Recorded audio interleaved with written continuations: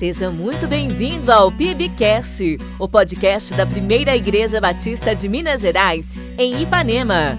Aqui, fé, palavra e vida cristã se encontram.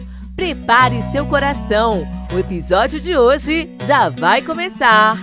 Muito bom dia, meus queridos ouvintes, muito bom dia, cidade de Ipanema, muito bom dia a todos que nos acompanham pela nossa Ipanema FM 87.9. Louvado seja Deus, estamos iniciando mais um PIBcast, o programa da Primeira Igreja Batista de Minas Gerais, a Igreja Batista de Ipanema.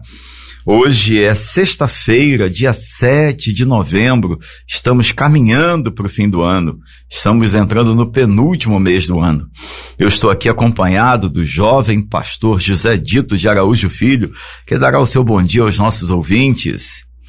Bom dia, meu amado irmão, meu querido amigo aí que está conosco toda sexta-feira, aliás, durante toda a semana, né, Urias? Nas programações aqui, Glória cada a Deus. igreja que por aqui passa, cada pastor, cada líder, que Deus abençoe sua vida, que esta conversa, esse bate-papo, seja mais um degrau aí nessa jornada rumo ao céu e que possa te abençoar e santificar a sua vida em nome de Jesus. Amém. Também estamos acompanhados do jovem seminarista Tiago. Glória a Deus pela sua vida. Esse rapaz é um rapaz inteligente, brilhante. Eita. Ele gosta de desafios. Ele fica triste quando eu não faço aquela colocação. Vou azedar sua sopa, vai ficar mais difícil. Rapaz, e ele sai bom, daqui não. debochando e diz, pastor, hoje o senhor facilitou. Hoje, Tiago, você vai ser desafiado. Dê o seu bom dia aos nossos ouvintes, querido Tiago. Bom dia a todos os ouvintes, é um prazer estar novamente aqui. Realmente eu sinto falta de estar aqui. Você fez falta semana passada, falta mesmo, Tiago. né? Mas é muito bom estar na companhia de vocês, né? De vocês Glória que nos acompanham, né? Do pastor Dito, pastor Fernando, Urias. Mas uma coisa que não é totalmente verdade é a fala do pastor, porque eu não sinto tanta falta do aperto assim, porque tem hora que aperta meio que demais. Mas como diria o velho deitado, né? Carro apertado que canta, então segue o jogo, vamos lá. Rapaz, eu não seria eu se não apertasse, e você não seria você se não reclamasse. Exatamente, por isso que nesse caso é só aceito e vamos embora. Mas aqui, fique tranquilo que as coisas diante da sua fala, hoje elas ficarão mais difíceis. Glória a Deus. Provocou, como diria meu pai, você cutucou a onça com vara curta. Glória a Deus. Queridos ouvintes, quero também mandar aqui um abraço pro jovem Urias, o jovem que ficará feliz quando Jesus voltar. Urias é uma bênção, é um grande amigo, tem sido realmente poderosamente usado por Deus aqui, e eu louvo a Deus pela sua vida, Urias. Brincadeiras à parte, de fato tem sido uma bênção poder contar com seu apoio. Queremos também agradecer também ao Ronald e a toda a equipe da rádio. Quero aqui, aproveitando a fala do... Amém, amém. Deixar aqui também um abraço a todos os pastores que por aqui passam ao longo da semana. Como o pastor Dito disse muito bem, um forte abraço a todos os colegas. Queridos irmãos, hoje nós trataremos de um assunto um pouco delicado. É um assunto que eu ouso dizer, tem feito parte de maneira muito superficial da vida da Igreja Evangélica Brasileira.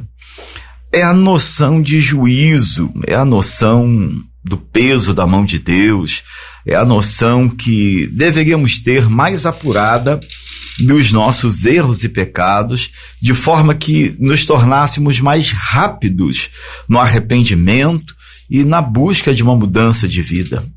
Semana retrasada, falamos bastante sobre Davi, sobre aquela tranquilidade, o que eu chamei de paz pecaminosa. Davi pecou e ficou tranquilo.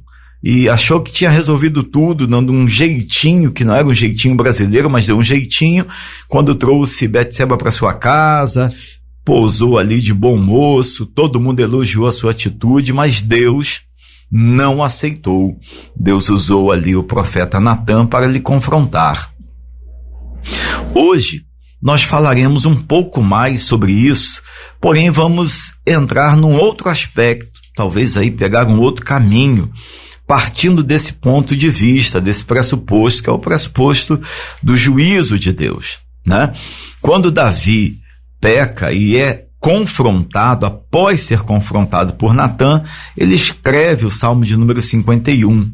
Quero lembrar a você que um dos textos que tomamos por base semana passada foi 1 Coríntios 10, versículo 12.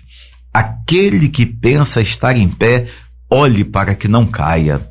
Davi pensou que estivesse de pé, quando na verdade já havia caído, já estava no chão, e Urias morto, Betseba dentro da sua casa, grávida, e ele tranquilo ali gerenciando tudo. Mas Natã foi usado por Deus para dizer para ele: olha, rei, Deus rejeitou tudo que você fez, e Deus tem um juízo. A espada nunca mais sairá da sua casa.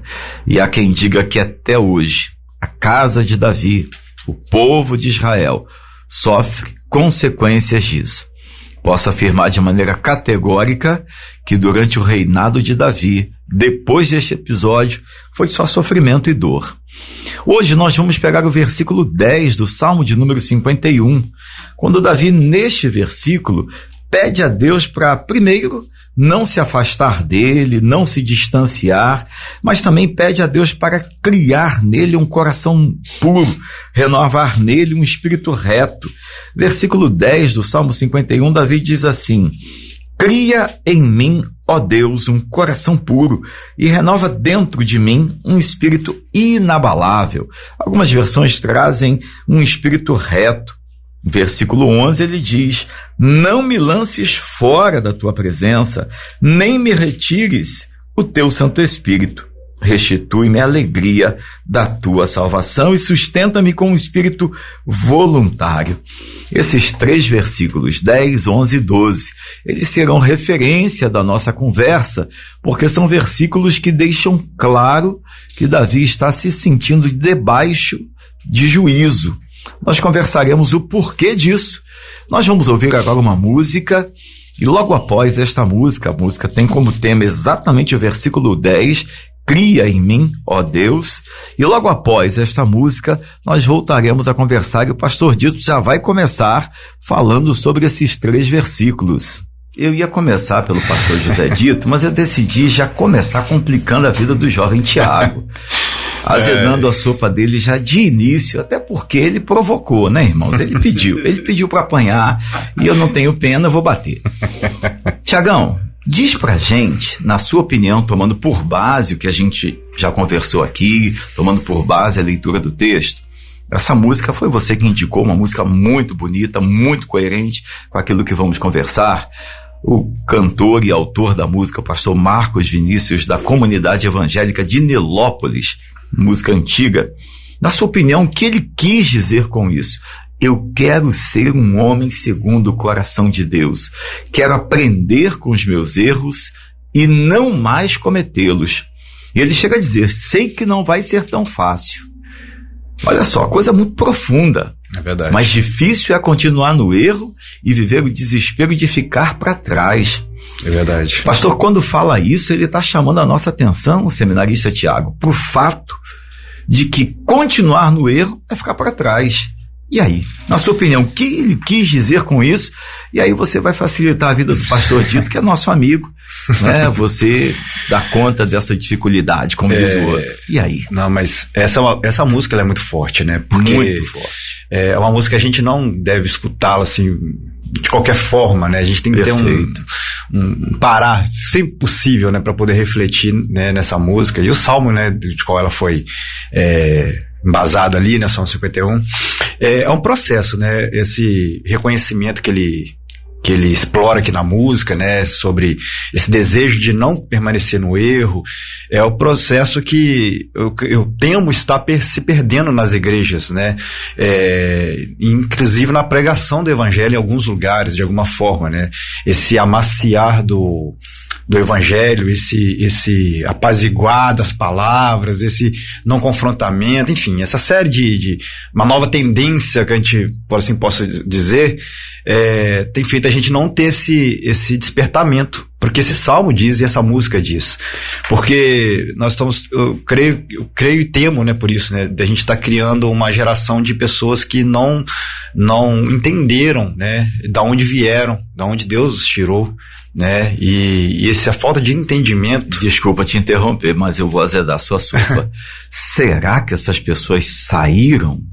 Exato, exato. Essa resistência, ou essa busca desse evangelho mais macio, eu vou chamar de papinha espiritual, né? Sim. Não é nem leitinho espiritual, é papinha. É papinha. Né? E assim, será né? que essas pessoas realmente tiveram uma experiência de mudança? Ou tiveram só uma experiência de cura, uma experiência sensorial, emocional, e aí? Porque o arrependimento, né, pressupõe a consciência daquilo que você fez e automaticamente nos leva à mudança, né? Nos leva a uma amargura aí, né? Tem, mas faz parte, e faz parte, e é totalmente natural esse amargor, porque não é amargor. Talvez, e eu creio aqui que Davi, nesse caso, não é amargor pela consequência em si do pecado, porque realmente há a consequência, mas talvez seja a consequência por ter entendido que fez algo que Deus não se agradou, sabe? A decepção própria de você, aí parte do reconhecimento, né? Parte do entendimento daquilo que você fez, né? De você ter decepcionado, vamos assim dizer, né? A Deus. E isso realmente, para aquele que realmente entendeu o seu erro e a sua condição e o seu pecado, causa não só pelo fato da consequência do pecado, mas o fato de você ter pecado contra Deus, né? E esse Salmo 51, se você ler ele, né, por blocos, né, você vai ver que é uma progressão no entendimento, né, desde da concepção, né, do reconhecimento do pecado, ao arrependimento, ao pedido por misericórdia e a alegria por ter passado por tudo isso e Deus ter o corrigido e ter feito ele mudar de situação. A música que a gente escutou aqui agora fala muito disso, né? Não permanecer no erro e nunca mais cometê-los, né? Isso em momento nenhum quer dizer que nós não vamos não vamos sofrer por aquilo que fizemos, né? Não vamos sentir mal por aquilo que fizemos, né? Pelo pecado, mas esse sentir mal, ele parte do momento que a gente entende que a gente fez algo que desagradou o Senhor. Eu acho que você falou num culto desses para trás, né? Não lembro qual dos sermões, mas não sei se foi até no próprio programa aqui, né? Que Davi estava preocupado, sim, obviamente, né? Com a consequência física imediata ali, tanto com Betsebe, quanto com ele, quanto o próprio reinado, né? A própria nação. Mas o maior sentimento, né? O maior peso era contra ter feito algo contra o Senhor, né? De ter decepcionado o Senhor, de ter feito algo que realmente o Senhor de forma nenhuma aprovaria. O sentimento de olhar para Deus e falar assim, Deus, olha, eu pequei contra as outras pessoas, mas contra o Senhor é mais sério, foi mais doído, né? Então, esse peso, né, de Davi, no caso aqui nesse texto, e da música que nós, né, ouvimos aqui agora, é o reconhecimento de que nós falhamos, sim, né, de forma corriqueira, né, e repetida contra o Senhor. E isso eu acho que traz um peso maior para as nossas vidas, nosso entendimento, porque é contra Deus, alguém que não erra, né, que nós fazemos isso. Ok, Thiago, muito obrigado. Eu vou voltar já com uma pergunta mais complicada, porque essa foi fácil. Pastor, seminarista não é fácil, não. Vida de seminarista, né, pastor? Vida de seminarista, eu já passei por isso, né? Apesar de muita gente... O que é ser seminarista? Isso, apesar de muita gente não saber o que seminarista passa, né? Mas, pastor, fala pra gente sobre os versículos 10, 11 e 12. Como é que o senhor vê esse texto, tomando por base o confronto interno que estava acontecendo, a confusão não só emocional, psicológica e espiritual na vida de Davi, após, eu estou tentando imaginar ali a cena, Natan parado diante dele, falando essas coisas, e ele tomando o choque da situação, né? Ele tomando consciência do seu fato, que até então é como se não tivesse acontecido nada de errado, né? Na verdade, o arrependimento, né, metanoia em grego é mudança de mentalidade, né, pastor? A obra do Senhor começa na cabeça, né? Perfeito. Começa na transformação da mente. Se a pessoa não tiver um entendimento transformado, e esse entendimento é transformado pela leitura da palavra, pela revelação de Deus nas Escrituras, etc., ele não vai mudar. E nem vai tomar consciência daquilo que Deus quer mexer, né? Na verdade, eu queria voltar um pouquinho aí, com a sua permissão. Claro, versículo 6 do Salmo 51. Eis que te agradas da verdade no íntimo. Olha que coisa forte. No íntimo. E no oculto te fazes conhecer a sabedoria. Eu estou com também a versão aqui, que na verdade não é considerada uma versão, é uma paráfrase, né? Que é a nova tradução da linguagem de hoje. Sabia. A linguagem de hoje, ela é discriminadíssima pelos estudiosos. Isso, não serve, né, como parâmetro. Sim, ela não deve ser nem usada como Bíblia de púlpito, digamos assim, exatamente, né? Mas ela não é recomendada pelo tipo de tradução mas que tem, alguns textos ela elucida, né? Exatamente, ela é uma Bíblia de estudo, né? Olha esse versículo 6 na nova tradução da linguagem de hoje. Sim. O que tu queres é um coração sincero. Enche o meu coração com a tua sabedoria. Olha só, hein? Ou seja, antes do próprio arrependimento, está acontecendo uma mudança de mentalidade. Quem Deus é? Nós estamos falando aqui do camarada que foi chamado pelo próprio Deus de homem segundo o coração de Deus, né? Perfeito. Talvez por isso. Mas já tinha composto alguns hinos, já tocava sua harpa, já era usado pelo Senhor. Você me fez lembrar agora que ele consolou durante um tempo Saul, que vivia atormentado por espíritos malignos. Exatamente. E Davi ia lá, tocava sua harpa, sua lira, e com muita, acho que a gente pode até usar essa expressão, com muita unção espiritual, ele era usado como um consolador, embora, né? Exato. E agora ele está abrindo a mente, né? Peraí, esse Deus, ele é tão tremendo, tão maravilhoso e tão conhecedor de quem eu sou, né? E ele revelou isso para Natan, sem Natan saber de nada. Davi provavelmente cercou essa situação, né? Ele tentou esconder o máximo possível, né? Escondeu, e ele tinha condições para fazê-lo. Ele poderia mandar matar quem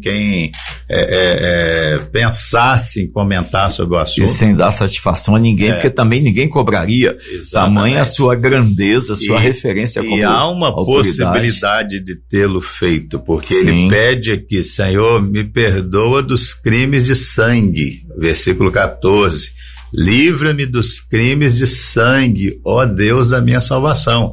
Então Davi foi um rei que realmente matou muita gente, né? Literalmente, homem de guerra. Mas aí então ele abre a mente, né? O arrependimento é algo de quem abriu a mente. Eu temo que essa fala sua, né, seja muito real e é triste pensar nisso, em que muita gente, né, na realidade evangélica brasileira e mundial não esteja tendo noção de quem é Deus. Se a gente não tiver noção quem é Deus, nós não vamos ter noção de nós mesmos, nem do nosso pecado. Então, Senhor, eu estou começando a entender mais o Senhor, que é a verdade no íntimo. Então, o Senhor não se agrada, igual você sempre fala, de performance. O Senhor não está nem aí. Ele vai falar isso no Salmo aqui, vai dissertar sobre isso, né? No versículo 17, 16 e 17. O Senhor não te agrada de sacrifícios, senão eu daria. Não daria pouca coisa, não. Como ele fez, né? Exato. Davi, quando foi levar a arca, ele dava alguns passos, matava 6 bois, e mais tantos passos, e matava mais 6. Então isso não era problema para ele. Mas eu estou entendendo que o culto mais agradável que o Senhor quer receber de mim brota lá de dentro do meu coração sincero. Então me ajuda aí, Deus. Então pastor, eu sou fraco, falho, né? Aí dos versículos que você citou, ele começa a fazer uma oração inteligente, eu diria, que uma oração guiada pelo Espírito, né? conforme Romanos 8 ensina, nós não sabemos orar como convém. Então a gente também tem que aprender a fazer isso. Senhor, me ensina a orar. Ele está aqui, Senhor, o senhor trabalha lá no fundo, onde ninguém consegue chegar, prescrutar, mexe lá dentro, cria em mim um coração puro, renova dentro de mim um espírito inabalável. É como se ele pedisse, Senhor, me ensina a orar. Então, pastor, eu não sei como é que eu faço isso, né? Esse versículo que o senhor trouxe aqui, ele me fez ver algo. Eu concordo com tudo que o senhor disse, não mudo nada, ok? Tá claro? Mas eu vou azedar a nossa sopa, a sopa de todos nós. A sensação que eu tenho é que quando Davi diz, eis que te agradas, é como se Davi dissesse assim, Senhor, eu estou sendo hipócrita o tempo todo, porque não está havendo verdade no meu íntimo, e o que o Senhor quer é que haja verdade. Ponto. É isso que ele está dizendo. Mas a sensação que eu tenho é que Davi, o que ele realmente está demonstrando para a gente nesse texto, é que Deus, quando a gente peca, pela nossa história com Ele, Ele espera que antes do confronto profético, pastoral, de um sermão, talvez de uma música, já haja essa consciência e esse caminhar na direção do arrependimento.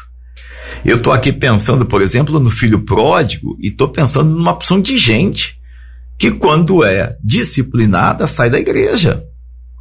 Não vou mais frequentar a igreja não, porque o pastor me disciplinou. E o cara sai da igreja e vai para outra igreja.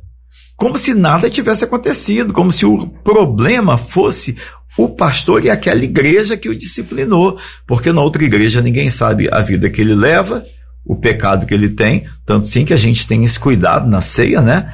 Quando ministramos a ceia, tenho por hábito de dizer, olha, se você estiver em disciplina lá na sua igreja, você é bem-vindo aqui, mas não deve participar da ceia. Você tem que respeitar a sua igreja, né?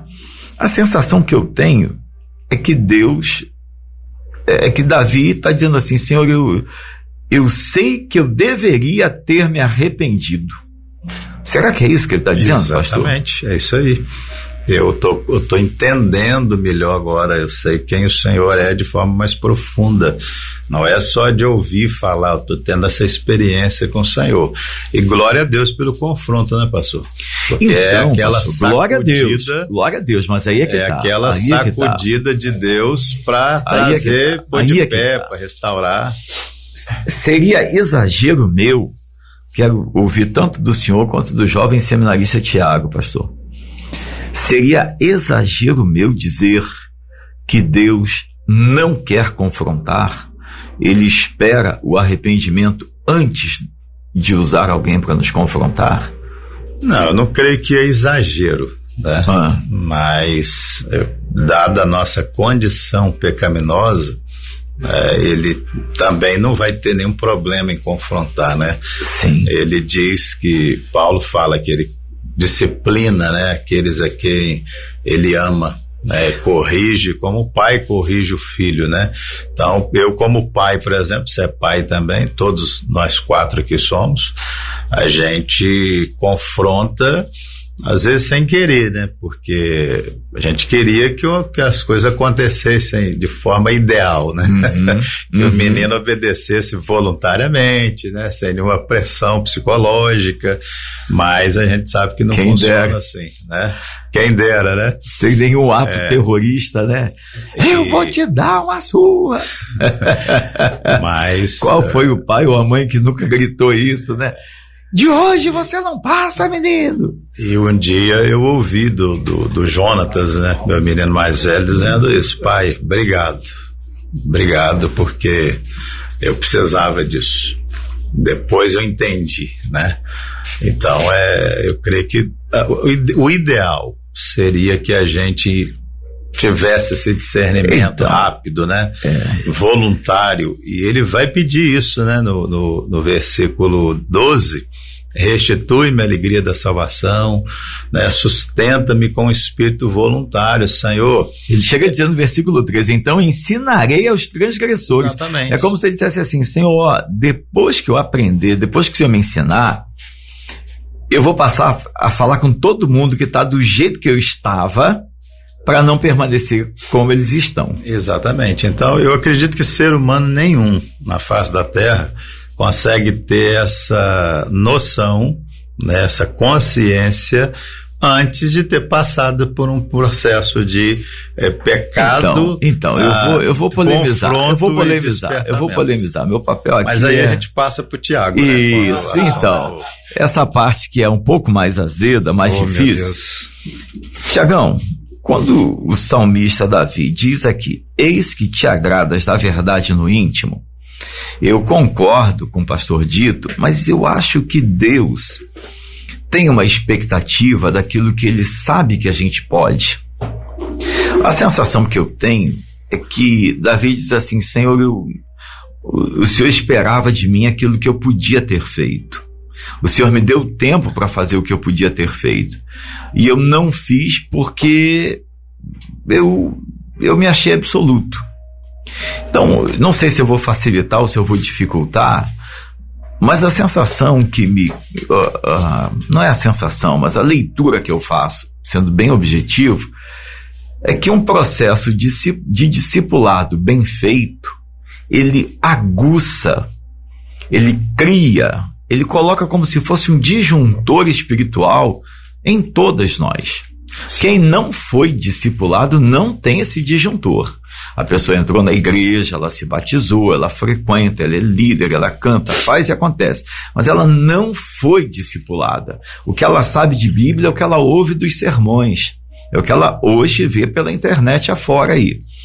A pessoa que parou para estudar a Bíblia, para ser orientada na palavra, ser instruída na palavra, usando o texto de Atos 17:11, os bereanos, aqueles que conferiam para ver se era desse jeito, é o que está escrito lá, né? As pessoas que foram ensinadas assim, seria exagero, Tiago, dizer que elas estão mais sensíveis aos próprios pecados. Não estou dizendo que elas não vão pecar. Exatamente. Eu só estou dizendo que elas estarão mais sensíveis aos próprios pecados. Elas só não estão mais sensíveis ao próprio pecado, como eventualmente acontecendo o pecado, né, vão com forma mais objetiva e rápida possível procurar o ponto, né, de desvio para poder retomar a condição que não deveria ter saído, né? Davi, que, por exemplo, nesse salmo, né, você falou uma frase aí que ela é essencial nesse entendimento, né? O fato de você ter tido um bom discipulado, um bom convívio com a palavra, de forma pessoal mesmo, né? Não é, igual você falou, não é escutar no coletivo, né? Como todos, ter uma experiência pessoal com aquilo, né? E no caso, o discipulado, ele traz muito esse aspecto, né, pra pessoa. O discipulado que é confrontador, né? E aí entra uma outra questão aqui, né? Só pegando um gancho que, inclusive, do que o pastor Dito falou, né? O confronto, ele não é necessariamente punitivo, ele é perfeito. Ele é para nosso entendimento, para nosso crescimento, para nosso amadurecimento, né? Então, todas as vezes que o Senhor confronta, ele, obviamente, né, existe uma consequência para aquilo que nós fazemos, mas esse não é o fim, né? A mudança que é o fim. Mas você tá falando aqui do discipulado, né? A pessoa que tem sim um discipulado, um bom convívio com a palavra, ele tem uma propensão, isso é óbvio, né? Uma facilidade de retomar o caminho, né? Com mais facilidade, porque ela não perde tempo fazendo, delegando ou apontando aquela culpa para uma outra situação, terceirizando, exato. Davi poderia muito bem ali, igual você falou aqui no começo aqui, poderia muito bem ter escondido, ter colocado a culpa em Betseba, no próprio Urias, ele poderia ter feito, né, um circo ali, e ficaria por isso mesmo, igual você, né, disse aqui no começo, né, mas você vê que tão logo ele procurou, né, sendo confrontado, ele procurou e reconheceu, né, o seu erro e passou pelo processo de confrontamento e ali, né, se arrependeu e teve uma mudança real, né? eu acho interessante que a Bíblia vai mostrar para nós não só esse exemplo, a gente tem vários exemplos de pessoas que tiveram essa experiência e fizeram certo, mas também que tiveram experiência e não fizeram certo também. Tiveram oportunidades, né? Exato, né? E sempre quando Deus nos questiona, nos provoca no sentido de nos confrontar, não é porque Ele está querendo instigar em nós assim, um peso para o nosso mal, para deixar a gente pior do que já está na condição, mas é despertar em nós o entendimento, a racionalidade do nosso erro e gerar em nós, produzir em nós o arrependimento. Eu estava lendo esses dias atrás sobre Gênesis 4, sobre Caim e Abel, inclusive, e uma coisa que me chamou muita atenção, o versículo 16, vai dizer que Caim se afastou da presença de Deus e foi habitar na terra de Nod, ao leste do Éden, eu fiquei, poxa, faz muita, o que quer dizer isso, Caim se afastou da presença de Deus. Caim começou errando, prestando um culto, Olha que interessante, assim como Abel, mas você vê que ali no seu coração já não estava tendo a mesma senso que Abel estava tendo ali. E Deus é tão misericordioso, tão bondoso, e até na disciplina, no confrontamento, Ele exerce essa bondade sobre nós, em nossas vidas, que antes, em todo o processo que levou ali a queda, o erro de Caim, o Senhor o confrontou. Antes dele matar o irmão, o Senhor confronta ele. Por que você está com esse semblante triste? Por que você está com essa cara fechada? O pecado está na sua porta, não cabe você dominar ele. Olha, interessante, Deus está ali confrontando ele, expondo ele de um erro que já estava começando a acontecer na vida dele e mostrando para ele, olha, se você continuar nesse caminho, as coisas vão piorar. Quando ele erra, quando ele mata o irmão, você vê que o Senhor de novo o confronta ali, mas é com o aspecto de trazer para o arrependimento. Agora, uma questão o versículo 16 vai dizer isso, Caim se afastou da presença do Senhor. Ele decidiu, por si só, não querer mais. ele é aí que eu acho que é o ponto-chave da nossa conversa, A pessoa que está sendo tratada, disciplinada, Davi, quando estava sendo tratado e disciplinado ali por Natã, na verdade, por Deus, usando Natã, sim, ele não sai da presença de Deus. Ele não diz para Natã assim, Natã, aqui, obrigado pela sugestão, mas eu vou tocar minha vida, eu vou continuar do jeito que tá. Ele não faz isso. E aí você disse uma coisa muito interessante, quando nós somos confrontados por Deus, mas talvez através da vida de um pastor, de um sermão que nós escutamos, de um amigo, de alguém que realmente ele está sendo usado pelo Senhor, nós fazemos como Caim, nos afastamos da presença de Deus, sendo que o propósito é o contrário, é nos atrair para mais perto, porque quem mais precisa da presença de Deus? O pecador. Exatamente isso. O confronto que Deus faz através de Natã é para atrair para perto Davi. Exatamente. E Davi responde positivamente. Essa é a lógica. Por isso que eu falei que existem os dois exemplos na Bíblia. E no versículo 10 aqui do 51, que é cria em mim, ó Deus, um coração puro, esse cria aqui é o mesmo verbo lá de Gênesis 1, de fazer realmente algo do nada, do nada, porque o que está aqui realmente está nessa condição. Perfeito. Então, entender, aceitar, e deixar Deus trabalhar. Deixar trabalhar, gente, você está criando do zero algo e colocando no lugar de uma coisa que estava fazendo mal. Jeremias 18, é o oleiro, Exatamente. É um processo que, por via, a maioria das vezes, não é agradável, mas ele é essencial, para as nossas vidas. Pastor Dito, me tira uma dúvida, que eu acho que talvez seja dos ouvintes também. Mas não precisa complicar não, Não. Pro senhor é fácil. Pro Tiago é que a gente procura dificultar, porque ele também tem muito para dar. A gente tem que explorar quem tem. Exato. E o senhor não é diferente. Pastor, é exagero eu dizer que a diferença entre Davi, eu vou pegar para não pegar pessoas do modo geral, pegar Davi e Saul, por exemplo. Saul, quando foi confrontado, ele se rebelou e a coisa ficou muito ruim pro lado dele. Davi, quando foi confrontado, se arrependeu. Ele não havia se arrependido até então. O arrependimento dele acontece quando ele é confrontado por Natã. Seria exagero, pastor, e eu queria que o senhor explicasse como isso funciona, seria exagero dizer que a arrogância humana é o diferencial entre o arrependimento sincero e a fuga da disciplina? Exatamente, exagero nenhum. Na verdade, a desobediência do ser humano é exatamente isso, é a arrogância, né? Perfeito. Ontem, meditando em Levítico 10, a gente até conversou sobre isso, né? Perfeito. A morte de Nadab e Abiú, quando Deus tinha acabado de acender o fogo, o primeiro fogo no tabernáculo, e a congregação de Israel ali em júbilo, né? Louvando ao Senhor por aquela coisa celebrando, assim, extraordinária, né? Imagina sobrenatural ao extremo. Eles haviam ofertado, construído o tabernáculo, né? Seria a casa de Deus, e ali Deus derrama fogo do céu e aprovando, né, a obra feita, a obediência completa. Primeira vez que Nadab e Abiú vão oficiar ali como sacerdotes, a Bíblia é clara, Levítico 10:1. E eles acenderam fogo nos seus incensários e trouxeram fogo estranho, algo que o Senhor não havia mandado. Olha só, hein?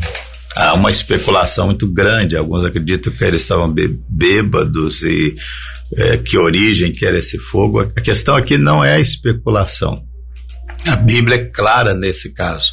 Eles fizeram algo que Deus não mandou fazer. Eles fizeram, eu pregando, rapidamente para o senhor continuar, pregando domingo passado em Taparuba de manhã, um irmão, depois de uns sermões que preguei, ele escreveu assim na Bíblia dele, fazendo a coisa certa da forma errada. E ele falou de Davi e Saul, e foi falando uma opção de experiências, né, que ele conseguiu fazer esse paralelo. E eu encaixei essa experiência, fazendo a coisa certa, que era levar o fogo, mas da forma errada, né? Da forma errada. Então tinha algum elemento ali que Deus não tinha prescrito, e Deus foi minucioso na descrição de como deveria ser feito as ofertas, tipos de ofertas, né, a maneira, o vestuário ali dos sacerdotes. Então eles acrescentaram algo que Deus não tinha pedido. Então, ou deixaram de fazer, né?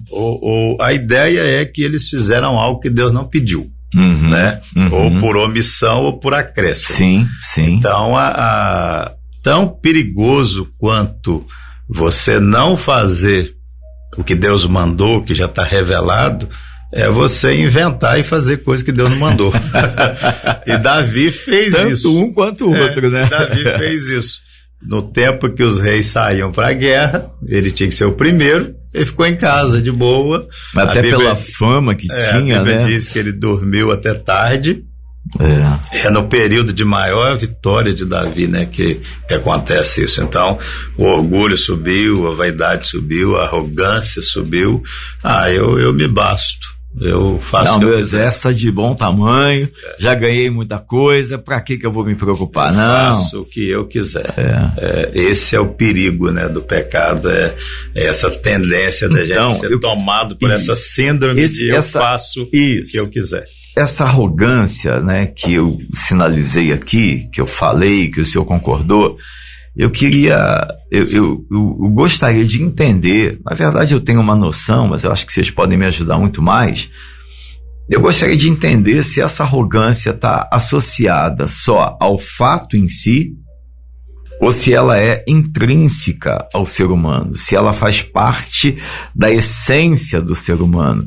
Porque se ela faz parte da essência do ser humano, é algo muito mais grave. Se ela é pontual, vamos tratar isso, daqui a pouco está resolvido. Não, faz parte do ser humano, isso é semente do pecado, pastor. É a semente do pecado. É a natureza caída, é corrompida, é a descendência de Adão.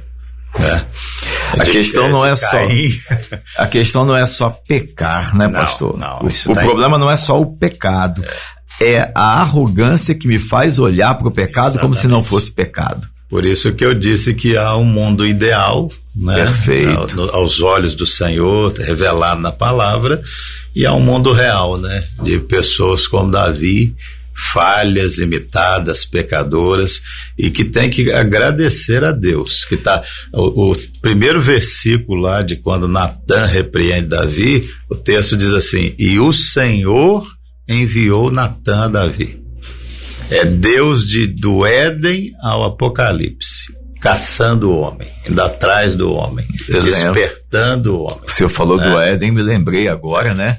A famosa pergunta de Deus para Adão: Adão, Adão, onde estás?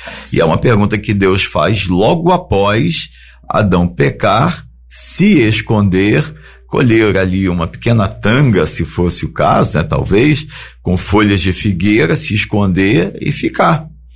E aí Deus, o texto diz que na viração do dia se encontrava com o homem. Quando foi, entre aspas, para o ponto de encontro, chegar lá, cadê Adão? Pô, deu a hora, ele não chegou, quer saber? Vou atrás dele. Vou fingir que não sei onde ele está. E aí sai pelo jardim afora perguntando: rapaz, cadê você, Adão?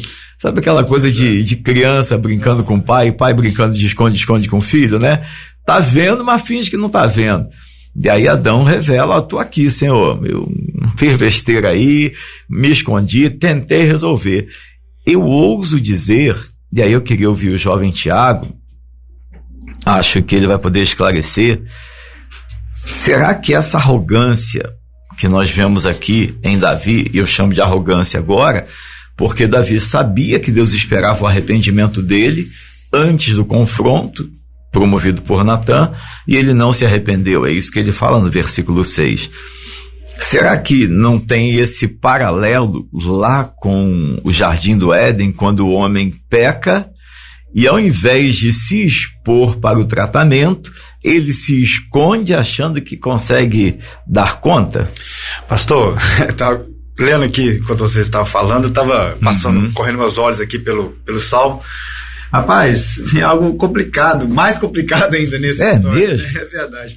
Você falando algo sobre esse aspecto, né, de Adão, né, no jardim, e Davi aqui, né, diante de Natã e do pecado, né, e de Deus, a gente se esconde muitas das vezes da real situação, né, e da eminente mudança que deveria acontecer, fazendo mais coisas ainda.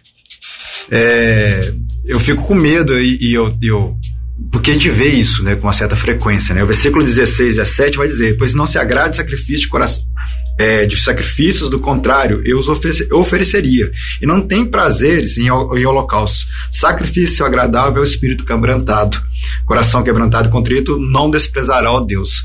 A questão aqui que Davi tá, né, lógico, tá falando de forma de quem entendeu essa questão. Porém, né, nós não entendemos muitas das vezes isso aqui. E para não se expor, como você acabou de dizer, para não se desnudar, né, diante do nosso pecado, diante do Senhor, e nos colocar, deixar expostos ali, né, aptos à correção, nós tentamos tampar, né, aquilo que fazemos de errado, fazendo outras coisas, ou fazendo coisas a mais. Infelizmente, por exemplo, às vezes nós estamos dentro da igreja, dentro do nosso ambiente ali, e trabalhando, morrendo de trabalhar, e fazendo acontecer, mas dentro de nós não houve em nenhum momento a mudança, o confrontamento, o desnudar para aquilo que realmente está errado. E talvez a gente parte da ideia de que se fizermos mais, o Senhor talvez compense, né, para o Senhor aquilo que falhamos. E não faz sentido, né?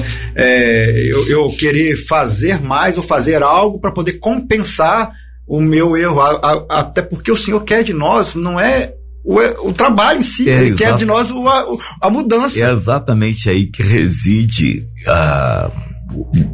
by John Stott, o evangelho puro e simples. Exatamente. A ideia é, quanto mais você tenta fazer alguma coisa para cobrir um pecado, mais arrogância você demonstra e mais você se expõe pecaminosamente. Exato. Quanto mais você se submete ao processo, quanto mais você é ovelha, obediente, mais você facilita o trabalho, isso tem que suportar. Exato. Né? E aí, você voltou lá para Adão, né? Uhum. Olha só o trabalho, apesar de parece ser pequeno ali o trabalho de Adão ali, de ter feito aquilo, pegado, mas se você pensar bem, se Adão e Eva, ao caírem, ao pecarem, né, tivesse tido talvez esse discernimento, vamos assim dizer, aquela parte que narra essa história, toda aquela matemática desse zero para poder se esconder, talvez confabular o que a gente vai falar, e no final das contas nenhum dos dois chegar em acordo. Eu fico imaginando, você falou aí, eu fiquei imaginando eles dois procurando, não, esse arbusto aqui é pequeno, Exato. Não, vamos atrás daquele lá, que lá Deus não vai achar a gente, não. Exato. Lá ele não vai ver. E aí, como se isso fosse realmente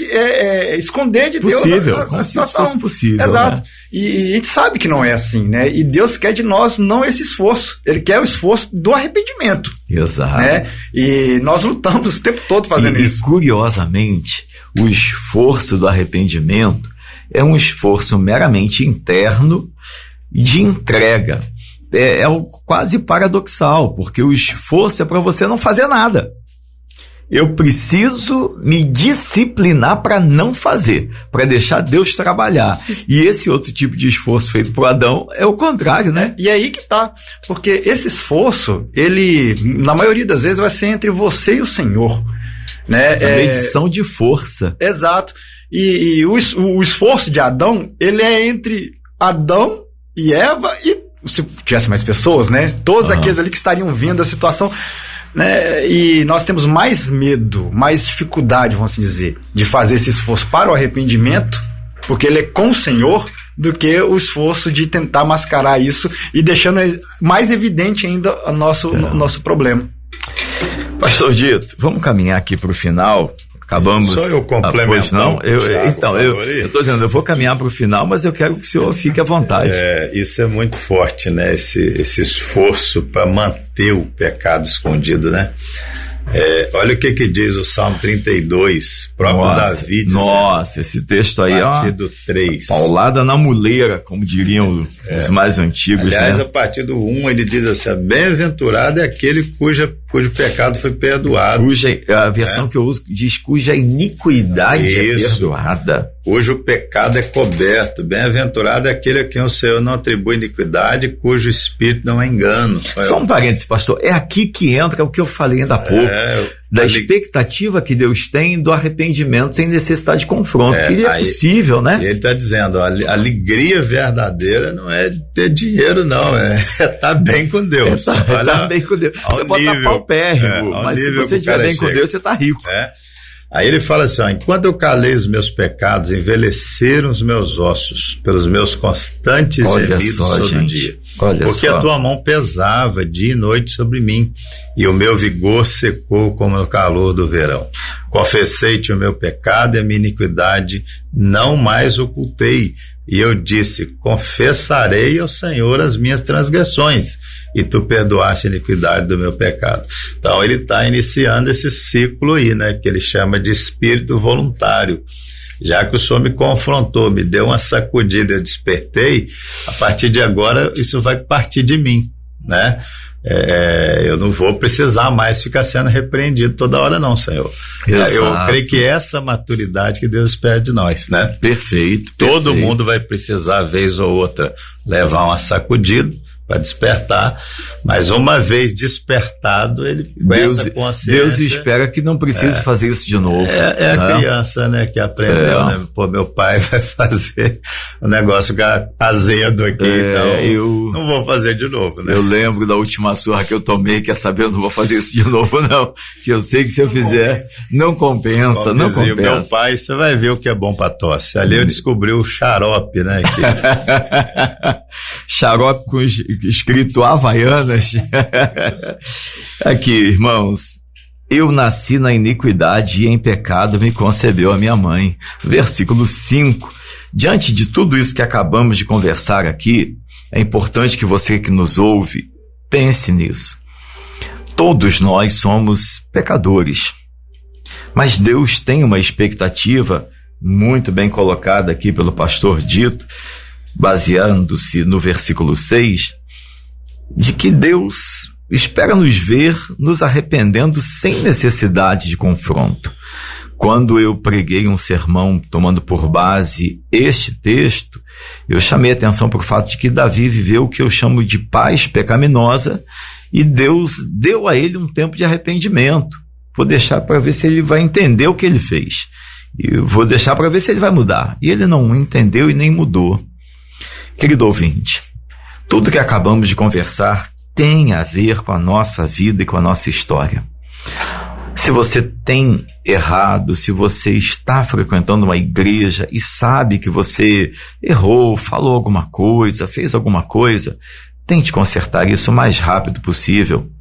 Não há necessidade de Deus confrontar você, porque depois do confronto que Deus teve para com Davi, através de Natã, seguiu-se um juízo, tanta dor e sofrimento na casa de Davi, que é um negócio que a gente fica triste de ver. Pastor, e isso é interessante, né? Porque nós estamos falando de alguém que confessou e foi perdoado, mas viveu todas as consequências. Imagina, então, né, pastor? A ideia aqui, que o ouvinte tenha muito claro isso na mente, não é condenar ninguém, acusar ninguém, mas deixar claro que mesmo pecado perdoado e confessado, ele gera consequências. Então eu creio que Deus quer nos livrar das consequências. Perfeito. Né? E quanto mais cedo confessado, mais cedo houver a busca do arrependimento, e como o Tiago ainda falou ainda há pouco, houver uma busca de mudança, né, tomando por base a música que ouvimos,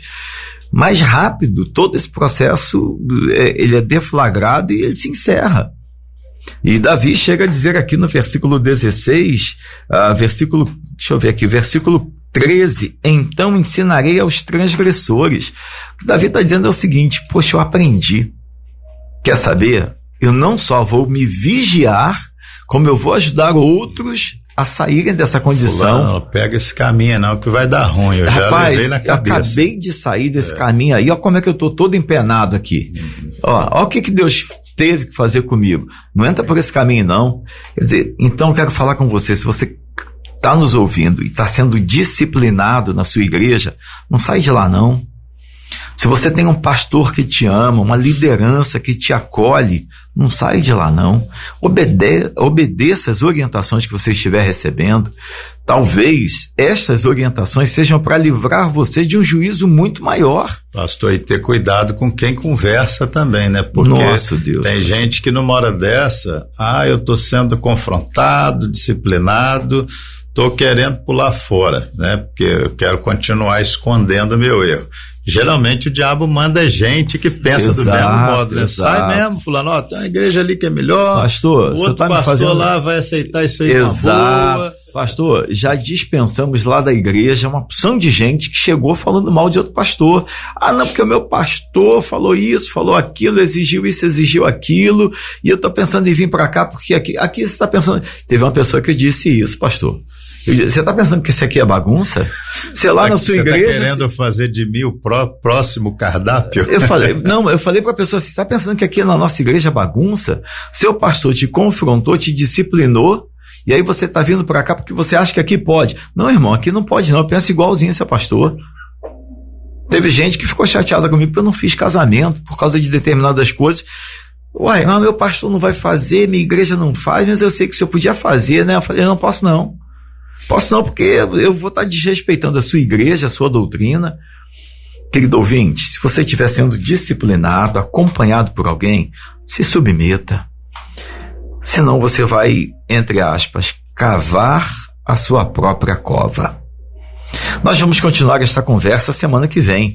Após uma oração que será feita pelo pastor Dito, eu estarei impetrando a bênção apostólica e assim encerrando o programa. Quero já antecipar, mandar um abraço para os irmãos Danilo, irmão Fabrício, o Natal, também o Paraíba, todos os nossos irmãos e amigos da nossa igreja que nos acompanham pela internet e que estão colados aí no rádio, a irmã Beth e tantos outros, Marcinho, né, pastor? Lá do Cobrador, que fez aniversário quarta-feira. Marcinho, um grande abraço, meu querido. Se prepare aí que em breve você vai estar aqui com a gente, hein? Vamos orar então, queridos. Senhor, muito obrigado a Deus pela tua palavra, que ilumina, Deus, o nosso caminhar, que despedaça, ó Deus, a pedra do nosso coração, que, ó Deus, nos alimenta e nos direciona a toda a verdade. Que o Senhor, ó Deus, aplique a tua palavra no coração de cada um de nós, ó Deus, aliás, a começar por nós, ó Deus, que ensinamos, que instruímos, ó Deus, sejamos, ó Deus, sinceros, Pai. Que possamos entender o que Davi disse, que o Senhor te agrada da verdade no íntimo. Não são verdades da boca para fora, não são palavras, não tem a ver com teoria, mas com prática. Ajuda-nos a viver a tua palavra, para que ao ensiná-la, ó Deus, tenhamos a unção do Senhor, o respaldo do Senhor e a aprovação do Senhor. Que cada ouvinte, cada ovelha que o Senhor tem nos dado para pastorear, sejam alcançados, ó Deus, abençoados, e também vivam a expectativa que o Senhor tem de arrependimento, de consagração, de santificação. Dá-nos um espírito voluntário, Pai, que não seja necessário estar sendo sempre repreendido, sempre confrontado. Sabemos que o Senhor tem esse hábito de ir atrás de nós, de não desistir de nós, de nos confrontar, de puxar a nossa orelha, ó Deus, de vez em quando, e nós precisamos disso porque somos pecadores, mas que haja também da nossa parte um espírito voluntário, espírito Deus, pronto a ouvir a tua palavra e obedecer de prontidão. Livra-nos da rebeldia, da arrogância, da soberba, de achar que sabemos o que fazer, de achar que somos independentes do Senhor, que não precisamos do Senhor. Dá-nos, ó Deus, um espírito voluntário e pronto a te obedecer. Oramos em nome de Jesus. Amém. Que o amor de Deus, o nosso Pai, que a graça de Jesus Cristo, Filho, que a comunhão, consolação e paz do Espírito Santo do Senhor sejam sobre todos aqueles que nos ouvem, em especial sobre a Igreja Batista de Ipanema, a primeira Igreja Batista de Minas Gerais, hoje e para sempre. Amém. Muito obrigado, queridos ouvintes, tenham todos um ótimo fim de semana e que Deus a todos abençoe.